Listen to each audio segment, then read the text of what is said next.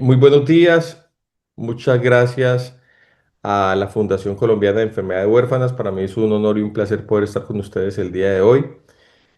Vamos a hablar sobre la amiloidosis cardíaca.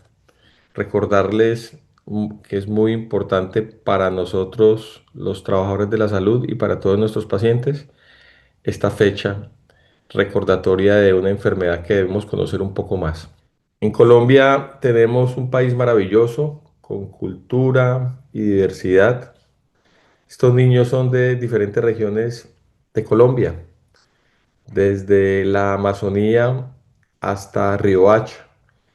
Y lo más importante es que en esa diversidad necesitamos tener los sistemas de salud robustos para que estos niños crezcan con disciplina, salud, educación, que se motiven desde pequeños a tener estilos de vida saludables y además de eso, que crezcan con movimiento, o sea, conciencia de movimiento, de actividad física.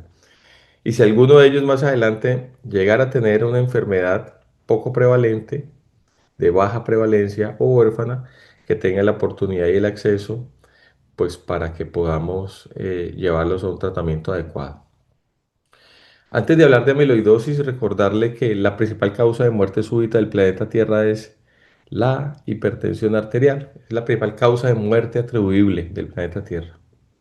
Por lo tanto, por lo menos una tercera parte de la población en el mundo, de acuerdo a estadísticas, pueden ser variables de acuerdo a la geografía, pueden tener hipertensión. Y recuerden que se llama el gran enemigo silencioso porque a veces no se diagnostica a tiempo, porque en fases iniciales no produce signos ni síntomas y porque es un enemigo. Entonces, un porcentaje importante de la población, casi hasta el 40%, no está en las metas de presión arterial. Entonces, invitarlos a que consultemos donde los facultativos para control de las enfermedades básicas.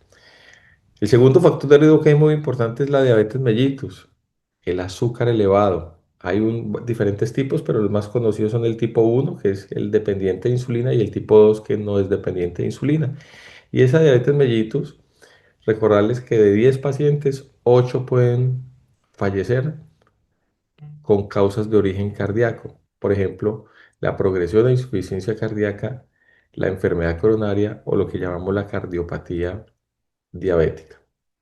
Entonces, también sabemos que en algunos países nuestros latinoamericanos, casi el 40% de nuestros pacientes diabéticos no tienen las metas de glucemia, quiere decir de azúcar, o hemoglobina glicosilada adecuadas de acuerdo a la edad y a los factores de riesgo adicionales que tiene el paciente.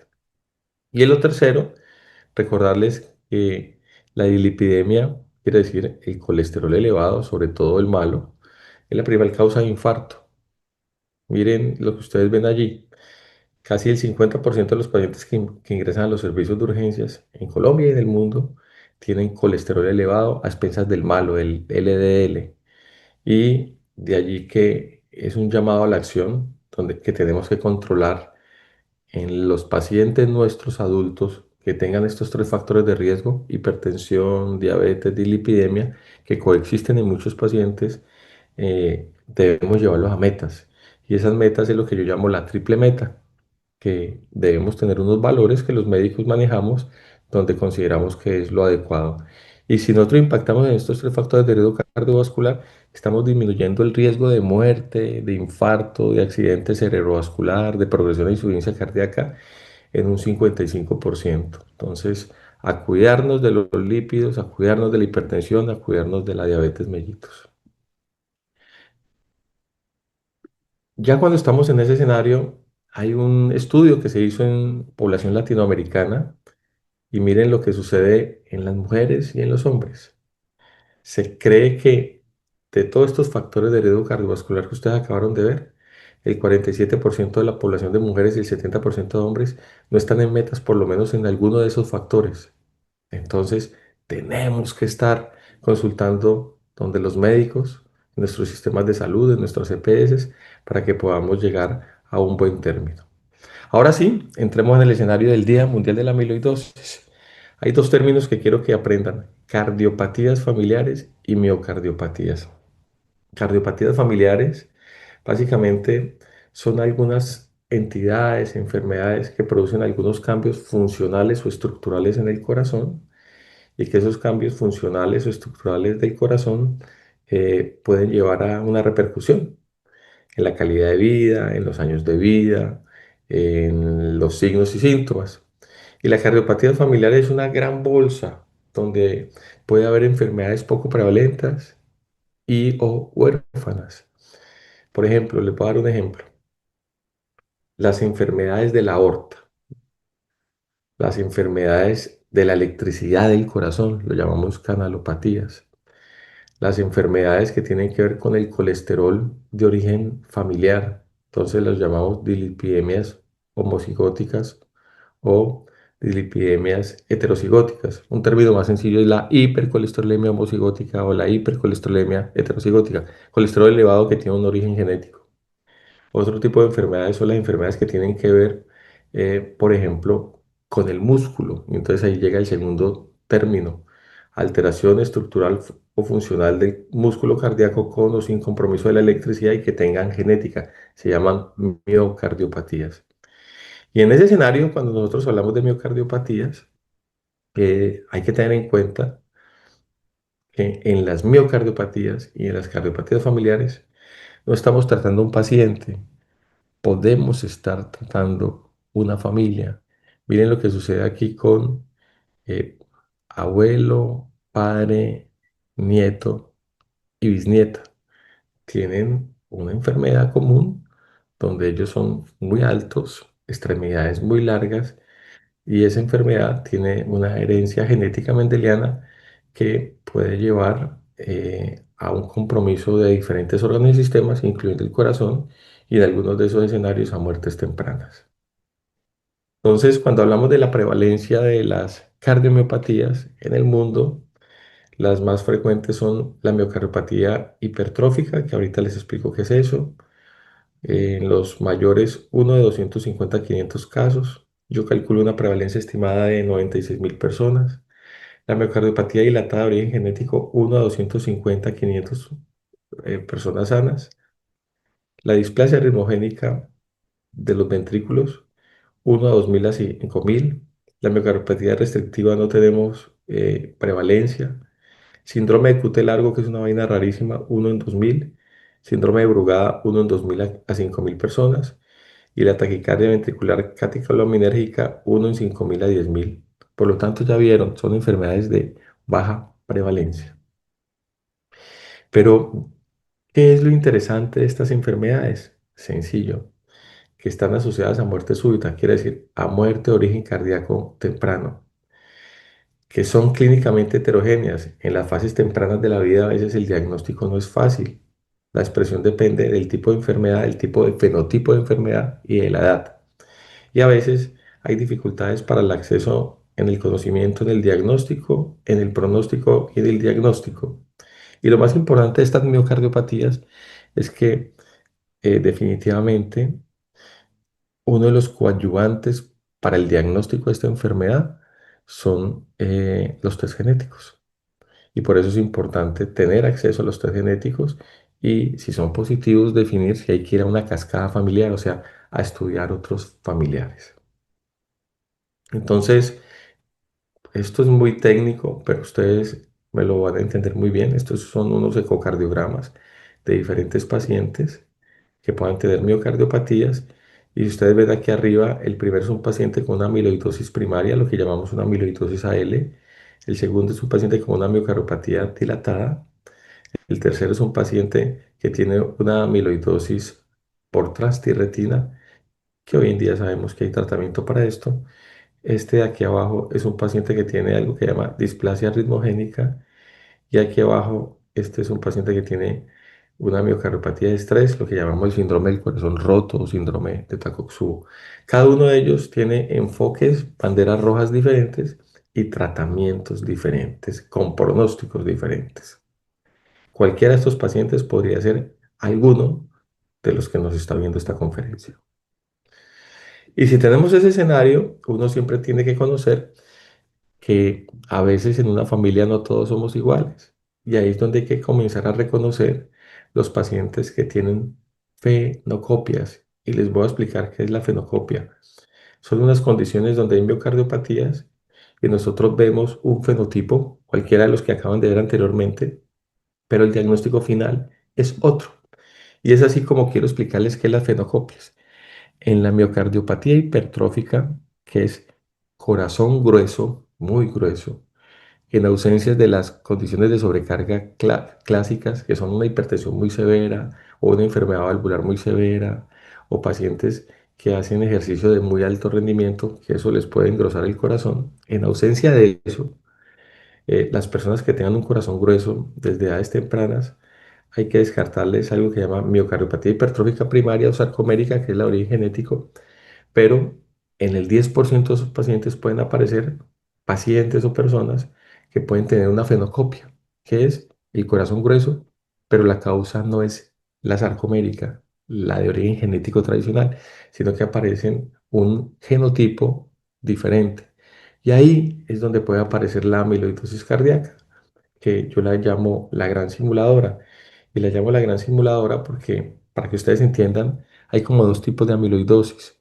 Hay más de 36 proteínas que pueden producir depósitos amiloides en el cuerpo, pero de esas 36 solamente hay tres que producen el 95%, que es la amiloidosis de cadenas ligeras, que llamamos la L, o la amiloidosis por transtiratina.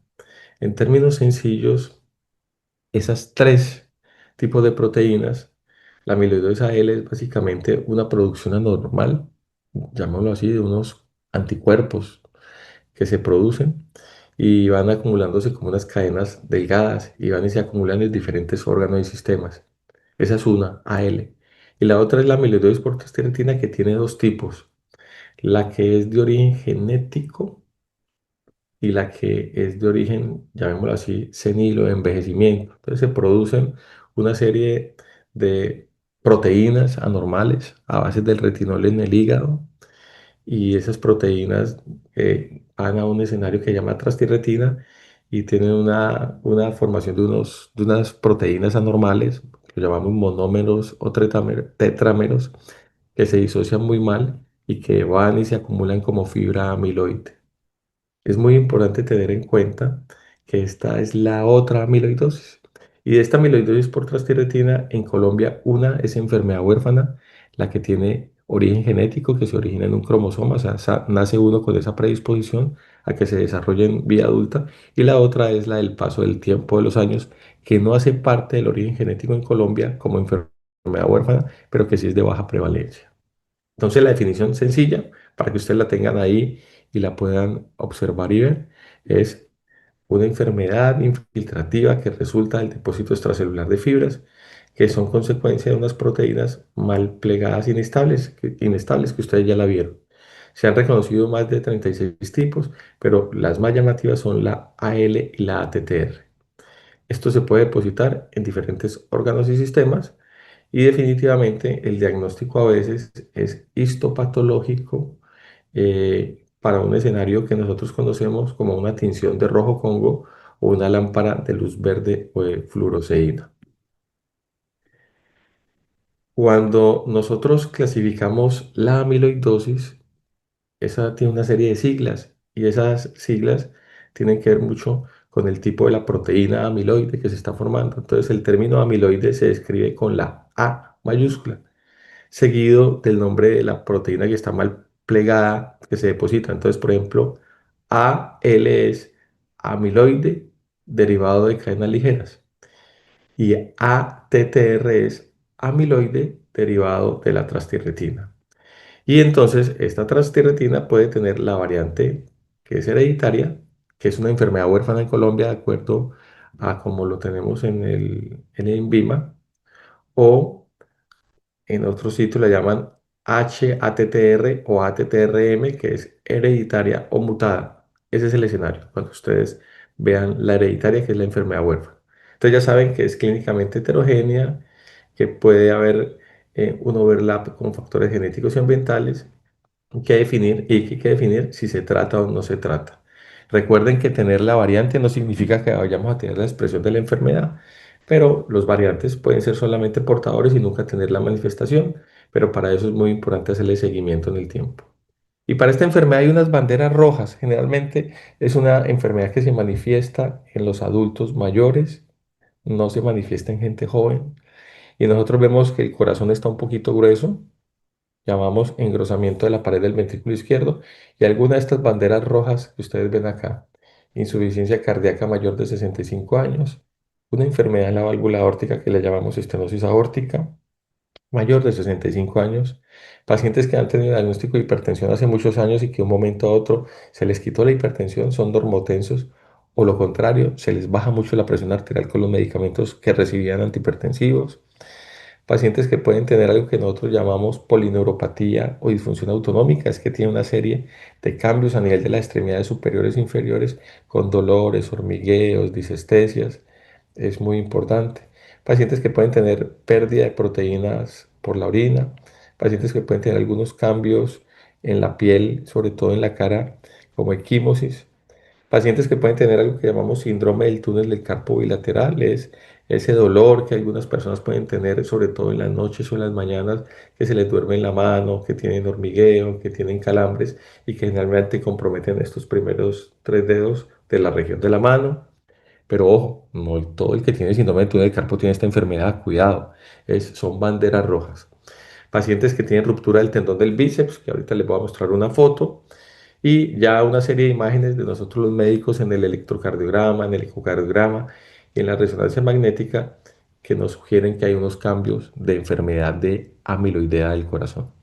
Y además de eso, la posible historia familiar quiere decir que si mi padre o mi madre tuvieron amiloidosis cardíaca con variante positiva, pues probablemente a esa familia de hijos hay que hacerles el estudio genético para ver si somos o no portadores de esa enfermedad. Portadores, pero no significa necesariamente que la vayan a desarrollar en el futuro. Entonces, el examen de sencillo de vía de ingreso de esta enfermedad es un electro que se puede hacer en cualquier parte de Colombia, en las ciudades, en la periferia o en los centros de salud. Y el electro, para nosotros los médicos, va a tener unas banderas rojas que me van a decir cómo está la electricidad del corazón y si hay algo que me llame la atención para sugerir una enfermedad con algún fenotipo de miocardiopatía y además de eso, si ese fenotipo de miocardiopatía ya lo conocemos previamente, pues en este electro, el electro habla, nos puede decir qué tenemos. Yo les puedo decir que este fue el primer paciente mío que tuve con amiloidosis cardíaca y lo comencé a sospechar desde que vi el electrocardiograma. El segundo examen, que ya es más de las ciudades o de las ciudades intermedias, se llama un ecocardiograma. Y el ecocardiograma básicamente lo que nosotros vamos a ver es una serie de vistas donde vamos a reconocer si el corazón es muy grueso. Esto es un corazón grueso, una textura muy gruesa. Cómo es la contractilidad, cómo están las cavidades, las aurículas y los ventrículos. Y comenzar a ver una serie de signos ecocardiográficos que me sugieren que hay compromiso de amiloidosis cardíaca. Entonces, este es un ecocardiograma que es típico de un paciente con amiloidosis cardíaca. Y dentro de ese examen hay que hacerle algo que llama el strain longitudinal, que es tratar de mirar la deformidad de la fibra miocárdica en diferentes posiciones. Y tenemos un mapa, llamémoslo así, una foto, que me dice de acuerdo a unos colores cuál es la probabilidad de que haya compromiso en diferentes sitios del corazón de esa fibra miocárdica. Y esto me dice que hay una probabilidad importante en este strain que ese paciente tenga amiloidosis cardíaca. El examen físico es muy importante en todos los escenarios, pero lo que pueden tener hasta el 30% de los pacientes con algún tipo de amiloidosis cardíaca es el signo de Popeye. Es esto, la ruptura atraumática del tendón del bíceps. Y la gente a veces dice, uy, vea, me salió esta pelota, esta bola, y yo no he hecho ningún esfuerzo, no he tenido ninguna caída, ningún golpe, de un momento a otro me salió. Para nosotros, esa ruptura significa que hay un compromiso en algunas miofibrillas de estas proteínas amiloidogénicas y nos obligan a comenzar a buscar y a sospechar compromiso en el corazón. El otro examen que es ya más especializado de centros grandes es la resonancia magnética, donde nosotros podemos ver un corazón grueso con acúmulo en algunas fases de adquisición de esos exámenes, sobre todo con un medio de contraste que se llama gadolinio, de acúmulos de algo que llamamos el signo de la cebra. Ustedes ven ahí unos colores raros entre negros y blancos, y eso es proteína amiloidogénica que está en el corazón. Y el gol estándar para saber si hay acumulación de proteína amiloidogénica en el corazón es un examen también que se hace en centros especializados y que hay bastantes centros en Colombia que lo hacen, bastantes, más de 20. Es la gammagrafía con pirofosfato y es tratar de mirar la captación, ven ustedes algo aquí más negrito, la captación o no de ese radiotrazador en el corazón.